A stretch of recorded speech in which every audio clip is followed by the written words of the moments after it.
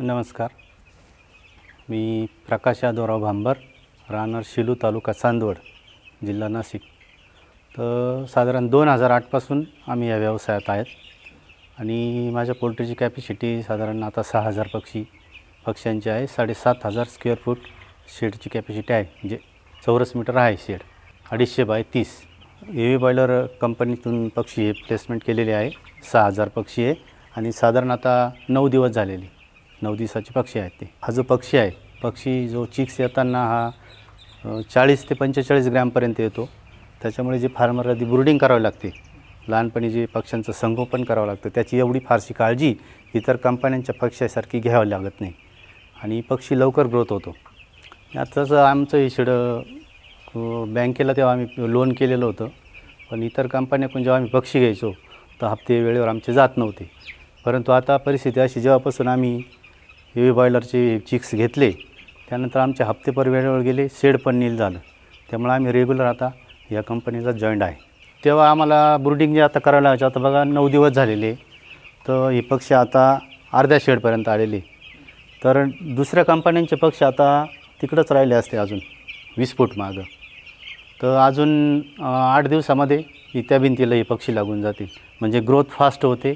त्याच्यानंतर जो 35 दिवसानंतर जो त्रास व्हायचा, आम्ही त्याला सर्दी म्हणतो किंवा सारडी म्हणतो, असे आजार या पक्ष्यांना येतच नाही. आवाज येत नाही. पक्ष्यांचे पाय जाड आहे, त्याचा जो शिना म्हणतो आपण तो चवडा आहे, त्याच्यामुळे पक्षी चांगला आहे. ट्रेडर्स पण हा पक्षी म्हणजे आवडीनं घेतात बुवा असं. आता ही जे पक्षी आहे ना, सगळे पक्षी हे सारखे वयाचे दिसत आहे बघा. दुसऱ्या कंपन्यांचा प्रॉब्लेम कसा होता, आम्हाला परत एक सेपरेट गाळा करावा लागायचा, ते पक्षी निवडावे लागायचे. आता हे तसं काहीच नाही. पक्षी दिसायला एकदम सगळे सारखे पक्षी, सारखे वजनाचे येतात बुवा असं. आणि जेव्हा बॅच जाते तेव्हा जास्त पक्षी 10-20 पक्ष्यांच्या वरती ते लेम पक्षी हे राहत नाही. हा एव्ही बॉयलर्सकडून काय होतं, वाटलं बुवा असं त्यांनी, आता समजा समर लागला, उन्हाळा लागला, तर उन्हाळ्याला आपण काय मॅनेजमेंट केली पाहिजे, त्यांच्यानंतर किंवा थंडीचे दिवस आहे, थंडीत काय केलं पाहिजे, याचं ते सर्व इथे येऊन माहिती देतात. त्यांची कंपनीचे माणसं येतात आणि 5-25 लोकांच्या ग्रुपने मेळावा भरवला जातो.